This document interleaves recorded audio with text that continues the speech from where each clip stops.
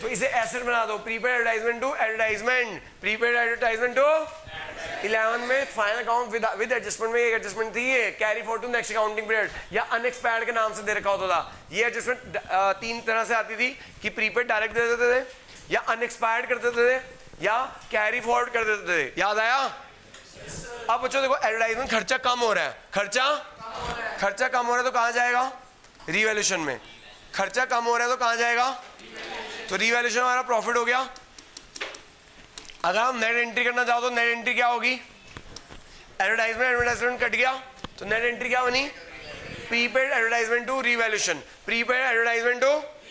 अगर आप पेपर में डायरेक्ट एंट्री कर सकते हो कोई दिक्कत नहीं, अगर नहीं कर सकते हो तो पहले एंट्री सोचो, उसके बाद देखो इनकम है एक्सपेंस है, जो इनकम और एक्सपेंस है उसे कहाँ ट्रांसफर कर दो? रीवैल्यूएशन में। कहाँ ट्रांसफर कर दो? ठीक है जी। अगर आप डायरेक्ट कर सकते हो, अगर है दम आप में कि आप लगता है कि गलत नहीं करोगे तो ठीक है कर दो डायरेक्ट। अगर आपको लगता है यार गलती हो जाएगी, पहले एंट्री सोचो, फिर उसमें देखो इनकम और एक्सपेंस कौन सा है उसे रीवैल्यूएशन में ट्रांसफर कर दो। कहाँ ट्रांसफर कर दो? और फिर नेट एंट्री सोच लो, prepaid advertisement to revaluation. Direct भी अलाउड है, कोई दिक्कत नहीं है। प्रीपेड एडवर्टाइजमेंट टू रीवैल्यूएशन तो एंट्री हो रही है जो prepaid advertisement debit to revaluation, prepaid advertisement debit to revaluation 1200, ये प्रॉफिट हो गया। और यहाँ पे आ जाएगा प्रीपेड एडवर्टाइजमेंट, हाउ मच? 1200। अब देखते हैं, तनिषा से पूछते हैं एंट्री। अरे नहीं भाई, चलो जी, अरे कोई दिक्कत नहीं। क्या हो गया भाई उसे हाथ से? वो खुद भी तो पढ़ा होगा। हाँ भाई, सी पॉइंट। हाँ भाई Tanisha madam, expense debit in the PL account. कह रहे खर्चा जो पीएल अकाउंट डेबिट हो गया, इंक्लूड अ सम ऑफ 2000। कह रहे 2000 खर्चा पीएल अकाउंट डेबिट हो गया, लेकिन बी का पर्सनल एक्सपेंस था। क्या था? रेक्टिफिकेशन एरर है जी। ये क्या है? ये रेक्टिफिकेशन एरर पड़ा था 11 में। कह रहा है वो बी का खर्चा है, बी एक पार्टनर है, पी का प्राइवेट एक्सपेंस, बी का वो फर्म का एक्सपेंस मान लिया। क्या मान लिया?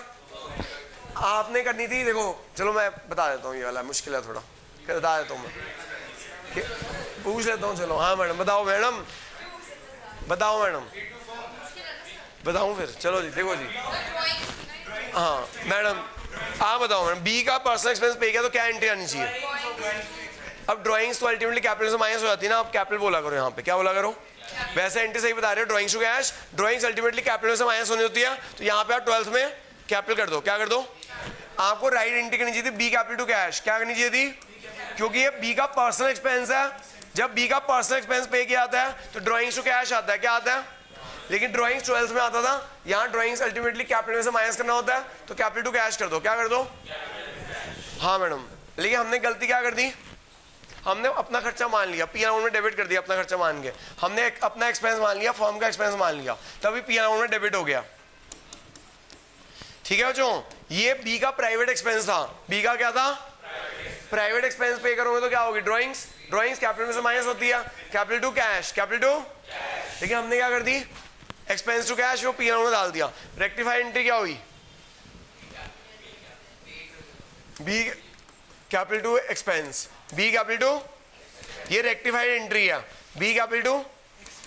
और वो जो एक्सपेंस कम होगा तो प्रॉफिट हो गया, एक्सपेंस कम हो गया तो प्रॉफिट कहां जाता है?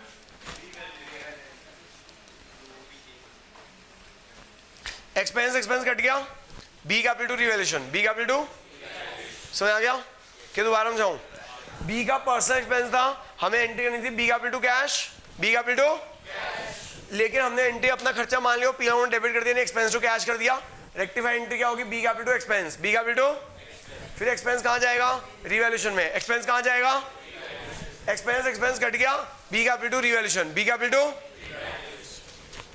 हाँ जी, B capital debit to revaluation, B capital debit to revaluation, B capital debit to revaluation. क्या डायरेक्ट एंट्री कर सकते हैं पेपर में? हाँ जी, पेपर में डायरेक्ट एंट्री कर दो, बी कैपिटल टू रीवैल्यूएशन। कितना अमाउंट है?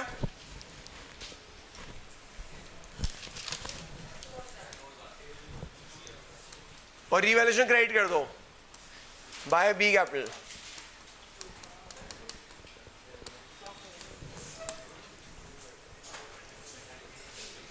बच्चों डी एंट्री कोई नहीं बता पाएगा, पूछो क्यों?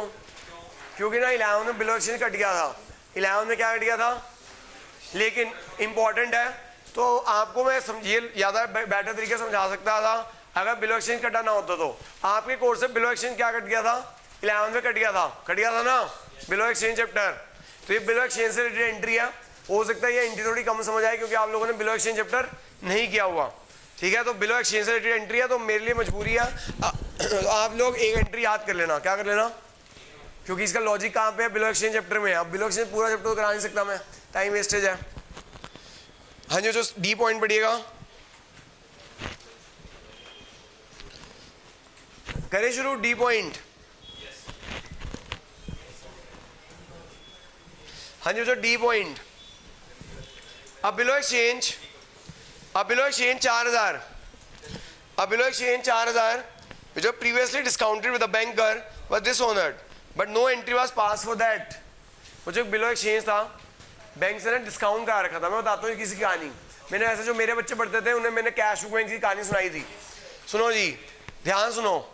जब जो कोई हमें ना डेटर वो होते हैं जिनसे उधार हमने दिया होता है, लेकिन जिनको हम जानते नहीं होते, जिनको हम तो उसको कहते हैं स्टैम्प पेपर पर लिख कर देते। जिनको हम जानते नहीं होते उनको क्या कहते हैं, जैसे कोई कहते हैं सर मैं अभी पैसे नहीं दे सकता आपको, मैं 2 महीने बाद दूंगा। मैं तो आपको जानता नहीं हूँ, तो आप मेरे स्टैम्प पेपर लिख कर दे दो कि आप 2 महीने के बाद पैसे दोगे। स्टैम्प पेपर लिख कर दे देता है, तो वो क्या बन जाता है, बिलो एक्सचेंज बन जाता है। क्या बन जाता है, तो हमारे पास ऐसा आता है BR account debit to debtor, BR account debit to, कि भैया ये बंदा ने प्रॉमिस कर दिया कि भैया 2 महीने बाद पैसे दे देगा। BR नाम का एसेट आ जाता है और डेटर नाम का एसेट घट जाता है। अब क्या होता है, अब हमें ना पैसों की आज जरूरत है। पैसों की कब जरूरत है, वो कह रहे हैं 2 महीने बाद पैसे दूंगा। अब क्या करें, पैसों की कभी जरूरत है, वो 2 महीने बाद पैसे मिलेंगे। हम बैंक के पास जाते हैं, कहाँ जाते हैं, और बैंक को ना गारंटी देते हैं कि प्लीज़ जरा पैसे दे दीजिए। बैंक को कहते हैं प्लीज़ गारंटी, हाँ जी सर उसने ना 11 में से पढ़ रखा है, आपने नहीं पढ़ रखा, आपको कोई कहानी नहीं पता, सुन लो। हाँ जी, बैंक को कहते हैं भाई पैसे दे दो, जरूरत है, BR ले लो, ये डेटर जो है हमारा ने पैसे दे देगा आपको 2 महीने बाद। उन्होंने कहा कि भाई अगर पैसे नहीं दिए तो हम ना गारंटी देते हैं। क्या देते हैं, क्या गारंटी देते हैं बैंक को, कि अगर ये डेटर पैसे नहीं देगा तो हम गारंटी देते हैं कि हम दे देंगे। ठीक है सर, इसे बोलते हैं कंटीजेंट लायबिलिटी। क्या बोलते हैं, एक मिनट, हमारे पैसे आते हैं बैंक ना, अच्छा बैंक में साथ में ना जल्दी पैसे देने के लिए ना इंटरेस्ट भी काटता है हाँ जी। तो जब बैंक जल्दी पैसे काटने के जल्दी के लिए क्या करता है, पैसे भी काटता है। वो कहता है मैं पैसे दे दूंगा पहले, लेकिन मैं कौन हूँ, हाँ बैंक कहता है बनिया आदमी, मैं इंटरेस्ट लूंगा इसका। तो इंटरेस्ट को बोलते हैं डिस्काउंटिंग चार्जेस। क्या बोलते हैं, तो bank account debit discounting charges debit to BR, bank account debit discounting charges debit to BR। वो जो डिस्काउंटिंग चार्जेस काटता है वो कहता है इंटरेस्ट होता है। क्या होता है, तो bank debit discounting charges debit to BR। लेकिन जब हमने पैसे तो ले लिए बैंक से, लेकिन साथ में बैंक को एक गारंटी भी दिया, बैंक को साथ में एक गारंटी भी दिया। क्या गारंटी दी होती है, कि अगर इस डेटर ने, आप इस डेटर को बिल दिखाने जाना 2 महीने बाद, ये पैसे दे तो वेल एंड गुड है, लेकिन अगर इसने पैसे नहीं दिए, तो मैं गारंटी देता हूँ मैं दूंगा। तो ये जब तक बिल 2 महीने नहीं हो जाते, इसे बोलते हैं कंटीजेंट लायबिलिटी। क्या बोलते हैं, कंटीजेंट लायबिलिटी क्या होती है, विच मे अराइज और may not arise depending upon future event, which depend upon. ये कहाँ आती है, बैलेंस शीट के फुटनोट में आती है। कहाँ आती है, क्योंकि बच्चों मैं इसलिए बता रहा हूँ क्योंकि आप 3rd बुक करोगे, 3rd बुक में बैलेंस शीट करनी है, बैलेंस शीट में बिल डिस्काउंटेड फ्रॉम बैंक आएगा, तो बिल डिस्काउंटेड फ्रॉम बैंक आएगा तो कहाँ आता है, याद रखना कंटीजेंट लायबिलिटी होती है। क्या होती है, जब तक वो टाइम पीरियड खत्म नहीं होता तब तक कंटीजेंट लायबिलिटी, इसे कहते हैं बिल डिस्काउंटेड फ्रॉम बैंक। क्या कहते हैं, तो बिल डिस्काउंटेड फ्रॉम बैंक क्या होता है, कंटीजेंट लायबिलिटी होती है। कहाँ आती है, फुटनोट और बैलेंस शीट में आती है। कहाँ आती है, अब जो 2 महीने बीते, अब 2 महीने बीत गए, 2 महीने क्या हो गए, जब 2 महीने बीत गए, उस बंदे ने पैसे देने से मना कर दिया, उस बंदे ने पैसे देने से बैंक को हमने गारंटी दे रखी थी, बैंक को हमने क्या दे रखी थी, कि अगर वो पैसे नहीं देता तो हमारा अकाउंट तो आपके पास ही है, हमारे अकाउंट में से काट लेना। तो जी हाँ, यही हुआ है, इस एंट्री में यही हुआ है कि बिल डिसऑनर हो गया, बिल और वो लायबिलिटी आ गई, बिल डिसऑनर हो गया और अब वो लायबिलिटी आ गई, वो लायबिलिटी, तो एंट्री क्या होगी, बैंक हमारे अकाउंट से पैसे काट लेगा, बैंक हमारे अकाउंट से पैसे पूरे बिल के पैसे काट लेगा। और हम किससे पैसे मांगेंगे, उस डेटर को कहेंगे भाई साहब दोबारा से डेटर बना रहे हैं हम। तो जब बिल बैंक से डिस्काउंट करा रखा होता है और वो डिसऑनर हो जाता है बिल, तो हमारा बैंक हमारे अकाउंट से पैसे काट लेता है, बैंक हमारे अकाउंट से पैसे, और हम किससे पैसे मांगेंगे, तो एंट्री क्या आती है, डेटर टू बैंक। क्या एंट्री आती है, समझ आ गया, एक बार दोबारा समझिएगा। हमें बिल मिला था B R account debit to debtor. B R क्या होता है? स्टैम्प पेपर में एक बंदे ने लिख कर दे दिया था आई प्रॉमिस कि मैं आपको पैसे दे दूंगा। और वो बी आर एक लीगल इंस्ट्रूमेंट होता है, वो एक एसेट होता है। हम बैंक के पास, लेकिन पैसों की आज जरूरत है, हम बैंक के पास गए और बी आर दिखाया, बैंक प्लीज पैसे दे दो। बैंक दे देगा आपको पैसे, लेकिन वो कौन है? बढ़िया आदमी हो, इंटरेस्ट काट लेगा। ये वो कहते हैं एक दिन का इंटरेस्ट लेता हूँ मैं तो। इन discounting charges bank debit, discounting charges debit to B R, bank debit discounting charges debit to. फिर बैंक को साथ में जब तक वो 2 महीने नहीं बीतेंगे, इसे बोलते हैं बिल डिस्काउंटेड फ्रॉम बैंक। ये कंटीजेंट लायबिलिटी होती है। क्या होती है? What is contingent liability which may arise or may not arise depending upon future event। और ये फुटनोट ऑफ बैलेंस शीट में आती है। कहाँ आती है? फुटनोट में ऑफ बैलेंस शीट में आती है। फिर 2 महीने बीते, लायबिलिटी अराइज हो गई, उस गंदे बंदे ने पैसे नहीं दिए, उस गंदे बंदे ने, बैंक तो कहेगा हम छोड़ेंगे नहीं, हमें नहीं छोड़ेगा, हमें तो गारंटी दी हुई है कि अगर वो पैसे नहीं देते तो मेरे अकाउंट से काट लेना। बैंक हमारे अकाउंट से इमीडिएटली हमें मैसेज आएगा your account is debited with this. ठीक है, हम तो क्रेडिट करेंगे। ठीक है, और हम किससे पैसे मांगेंगे? फिर डेटर से। किससे पैसे मांगेंगे? एंट्री क्या आएगी? Debtor to bank. क्या एंट्री आएगी? तो वो जो ये जो एंट्री है इसकी, ये एंट्री है कि हमारा बिल डिसऑनर हो गया। हाँ जी, इतनी कहानी इसलिए सुनाई ये एंट्री समझाने के लिए। पॉइंट नंबर डी, एंट्री होगी डेटर टू बैंक 4000। एंट्री आ जाएगी debtor debit to bank 4000। Debtor debit to bank, एक एसेट बढ़ गया, एक एसेट घट गया, नो प्रॉफिट नो लॉस। तो डेटर बढ़ा दो, बैंक घटा दो। डेटर बढ़ा दो, bank. Debtor debit to bank, debtor है 30 के, 30 + 4 34, 34। हाँ, जो डेटर थे 30,000 के, डेटर थे 30,000 के, बिल डिसऑनर हो गए, बिल डिसऑनर हो गया, 4,000 का टोटल हो गया 34। और बैंक क्रेडिट हो गया, बैंक क्रेडिट होना होता घटना, बैंक को घटा देना। बैंक कितना था बच्चों? बैंक था 10 + 40 50, बैंक को घटा देंगे, बिल डिसऑनर हो गया, बिल डिसऑनर हो गया जी हमारा कितने का? 4,000 का, 46 हो जाएगा बैंक। हाँ जी, मुझे समझ आ गया। बिल डिसऑनर की एंट्री क्या होती है? Debtor to bank. क्या होती है? मैंने बहुत चीज़ें समझाने की कोशिश की। 11 का कंसेप्ट था बिल एक्सचेंज चैप्टर का, शॉर्ट में बताने की कोशिश की है। याद हो गया तो अच्छी बात, मतलब समझ आ गया तो अच्छी बात है, नहीं आया तो याद कर लो। डेटर टू बैंक क्या हो गया? किसी को दोबारा समझाना है? तो डेटर बढ़ गया और बैंक घट गया।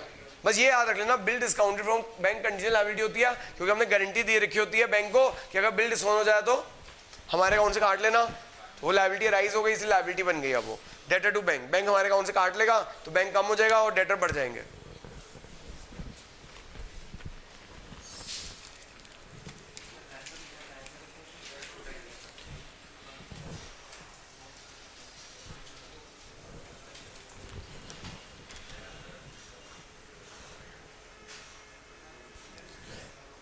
आगे चले बच्चों, क्या है? 2 टाइम्स।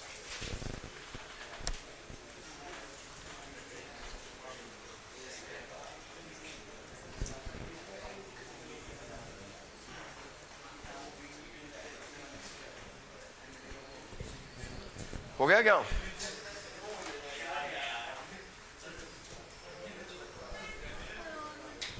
मैं ये क्वेश्चन खत्म कर रहा हूँ, नहीं करूँ क्वेश्चन खत्म? क्या? हाँ, मैंने लास्ट ईयर खत्म तो होने दो। अगर खत्म ही नहीं होगा तो कैसे होगा?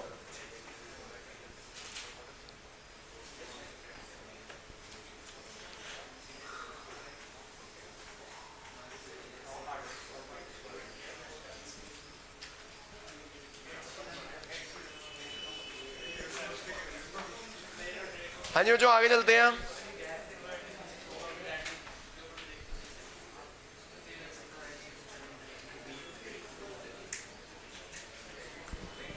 अगला चलते हैं बच्चों, ई पॉइंट। ई पॉइंट पे आ जाओ बच्चों। A provision of doubtful debt 5% created against debtor. Hello, 5% का प्रोविजन क्रिएट करना है डेटर्स पे। 5% का प्रोविजन क्रिएट करना है डेटर्स पे। 34,000 के डेटर्स है, 5% क्रिएट कर दो। 34,000 का 5% कितना होता है? 34,000 का 5% 1700। क्या पहले से प्रोविजन है?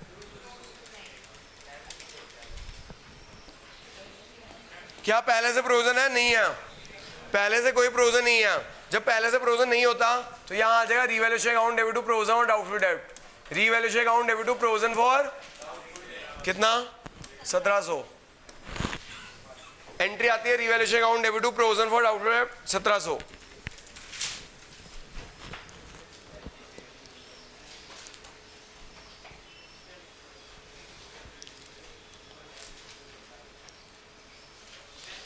एफ पॉइंट है जो रिवैल्यूएशन एक्सपेंसेस है 2100 पेड बाय पार्टनर ए। जो रिवैल्यूएशन एक्सपेंसेस है पार्टनर ए पे कर रहा है, कोई एंट्री बताएगा? रिवैल्यूएशन खर्चे पार्टनर ए पे कर रहा है, फर्म के खर्चे पार्टनर ए पे कर रहा है। हाँ जी, रिवैल्यूएशन खर्चे पार्टनर ए पे कर रहा है, कोई एंट्री बताना चाहेगा? Revaluation to A, revaluation to sir revaluation loss है, खर्चे इज लॉस, लॉस कहाँ डेबिट होंगे? रिवैल्यूएशन में। खर्चे कहाँ डेबिट होंगे? रिवैल्यूएशन अकाउंट में। कौन पे कर रहा है? एंट्री क्या आएगी? Revaluation to A. सर ये कैपिटल बढ़ रही है, कैपिटल क्रेडिट साइड में बढ़ती है, डेबिट साइड में एलआईसी पता क्या होती है? Liability income capital, liability income, liability income capital credit side में बढ़ती है। सुनो, liability income capital credit side में बढ़ती है, डेबिट साइड में तो कैपिटल क्रेडिट साइड में बढ़ती है। फर्म की लायबिलिटी होती है कैपिटल, पता है? हाँ, तो कैपिटल बढ़ रही है। जब भी कोई चीज देते हैं ना कैपिटल क्रेडिट करते हैं, जब भी कोई चीज लेते हैं तो कैपिटल को डेबिट करते हैं। समझ आ गई बात? एलआईसी क्रेडिट साइड में बढ़ना, डेबिट साइड में घटना। लायबिलिटी इनकम कैपिटल क्रेडिट में बढ़ती है, डेबिट में घटती है। फर्म ने इसको क्रेडिटर बना लिया, फर्म ने इसको, तो revaluation debit to A, revaluation debit to A को क्रेडिट कर दो, ए को क्या क्रेडिट कर दो।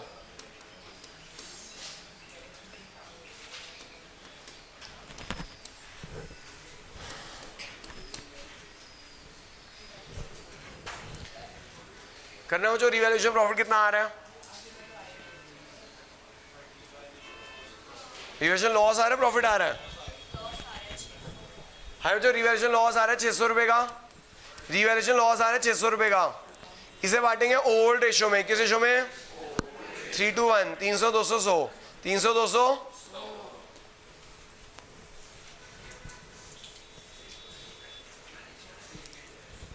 हम जो इधर क्रेडिट है तो उधर क्या कर देंगे? डेबिट।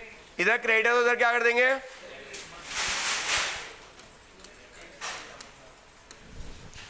तो जो ये रिवैल्यूएशन लॉस है, ये रिवैल्यूएशन लॉस पार्ट में बांट देंगे A B C debit to revaluation, A B C debit to.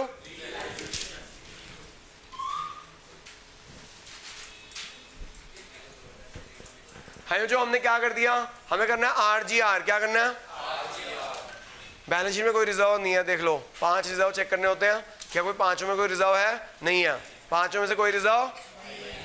अब गुडविल रिवैल्यूएशन मैंने कर दिया, आरआर हो गया, रिवैल्यूएशन बांट दिया, बचा क्या? गुडविल। क्या बचा? अब जो गुडविल और द फॉर्म गिवन है नहीं, उसका शेयर गिवन है नहीं, तो हिडन गुडविल चेक करनी पड़ेगी। क्या चेक करनी पड़ेगी? हाँ जी, आओ जी हिडन गुडविल चेक करो। टोटल कैपिटल कितनी है? Total capital new partner capital into reciprocal share, new partner capital into 50,000 capital into reciprocal share, तो टोटल कैपिटल आ जाएगी 2 लाख रुपए की। टोटल कैपिटल कितनी आ गई?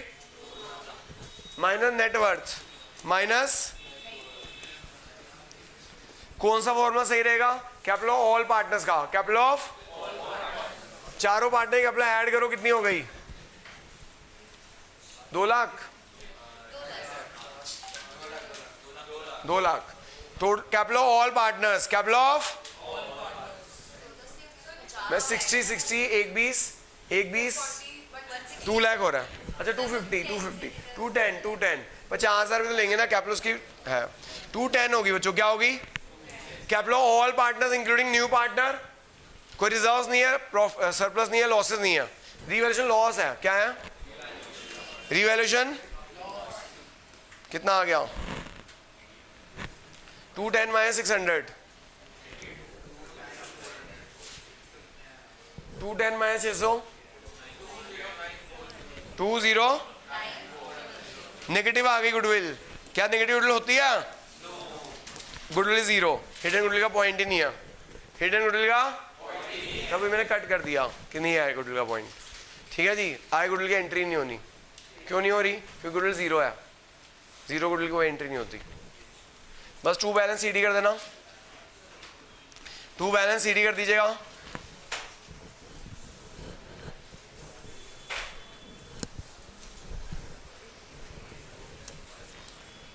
मैं डी का कर रहा हूँ, आप एबीसी का कर लेना। करना हो जो एबीसी की कैपिटल निकालना 61,800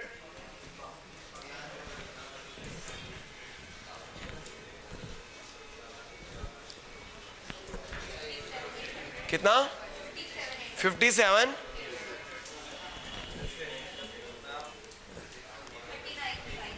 39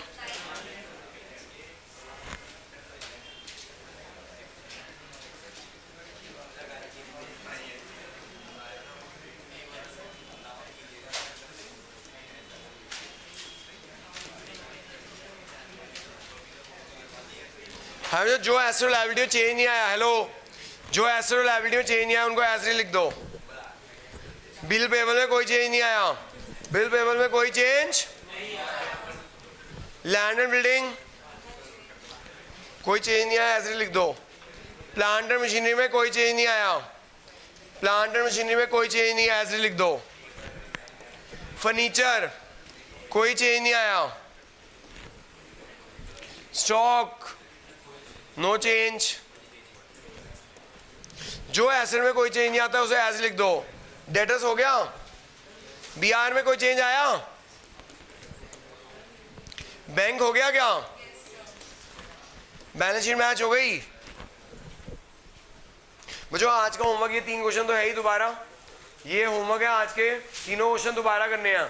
इसके अलावा ना कुछ जेनेंटिस होमवर्क है, जो जेनेंटिस हमने यहाँ की वही जेनेंटिस टाइप होमवर्क दे रहा हूँ मैं। जो हैंड रिटन पेज था वो कौन से पेज पे था,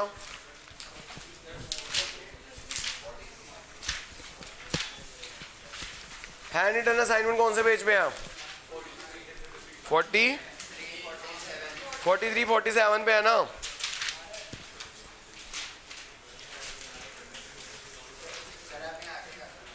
हाँ तो हाँ, आजा होमवर्क ना दूं क्या।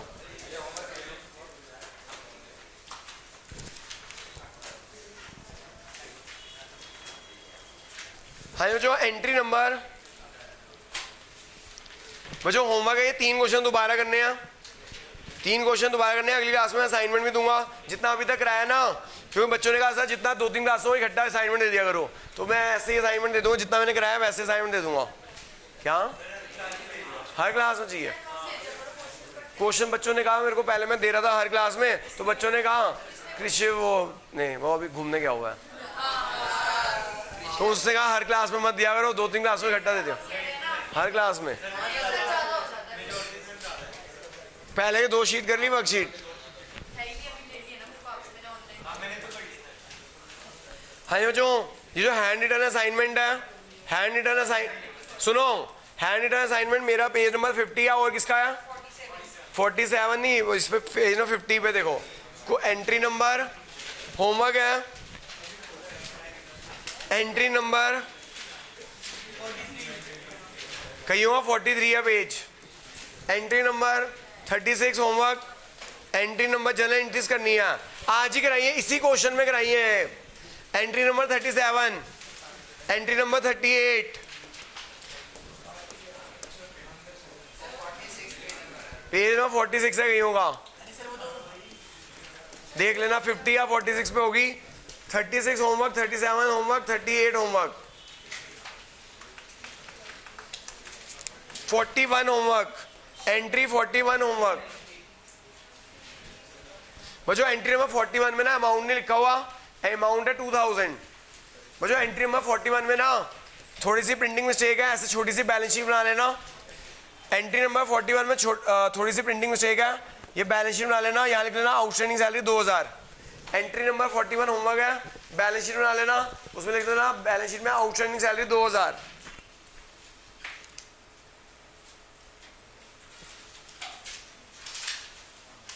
Entry number 44 homework, entry number 44 homework,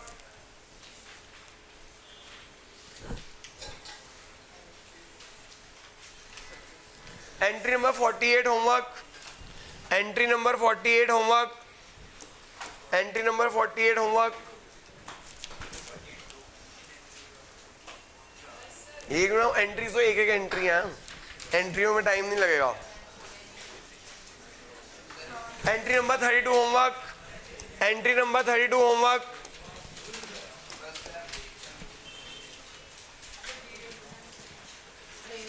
entry number 24 homework. अरे भाई एंट्री होमवर्क दे रहा हूं।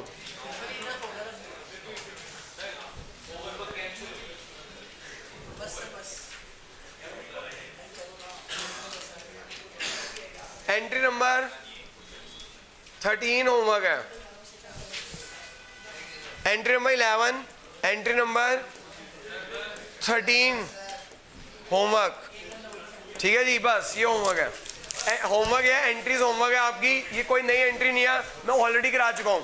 कोई नई एंट्री नहीं है, करा चुका हूँ। अगर प्रैक्टिस करोगे तो आपका ही बेनिफिट है, प्रैक्टिस नहीं करोगे तो आपका बेनिफिट नहीं है। और होमवर्क ये जो आज क्वेश्चन कराया वो है। अगली क्लास में आपको तीनों क्लासों का क्या मिल जाएगा? असाइनमेंट। सर उसने मना किया था, कई बच्चों ने मना किया।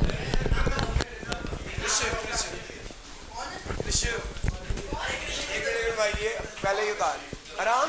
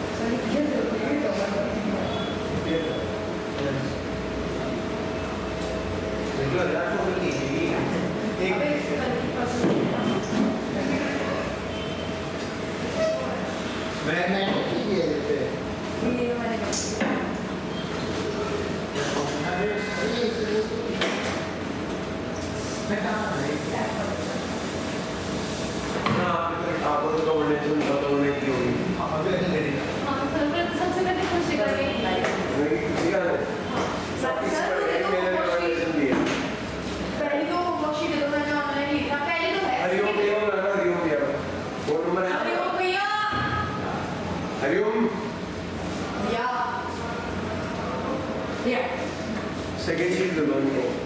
सेकेंड सीट फर्स्ट भी दे देना, मेरे को फोटो ले लूंगी बस की बस। फर्स्ट शायद है मेरे पास।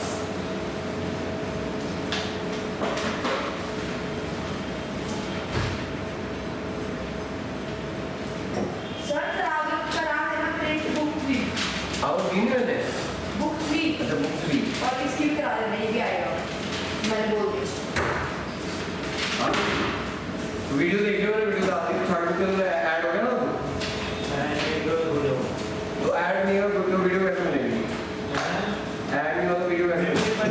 और होमवर्क दिया ना मैंने आपको, ये दो तीन क्वेश्चंस रिपीट कर दिया। ठीक है, उधर असाइनमेंट दिया ना। आप होमवर्क दिया ना, प्रॉब्लम दिया ना मैंने आपको। ये क्वेश्चन प्रॉब्लम है, होमवर्क नहीं देखेंगे। हरिओ तुमको एक मिनट अभी दिक्कत नहीं है।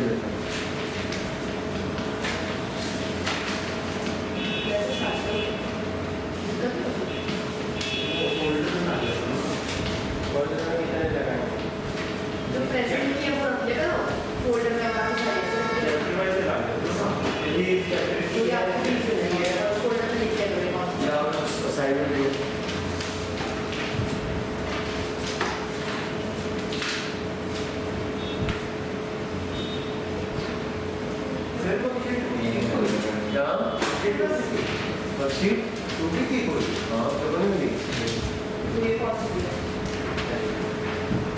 अब 3 मिलने वाली है, वो बड़ा असाइनमेंट होगा।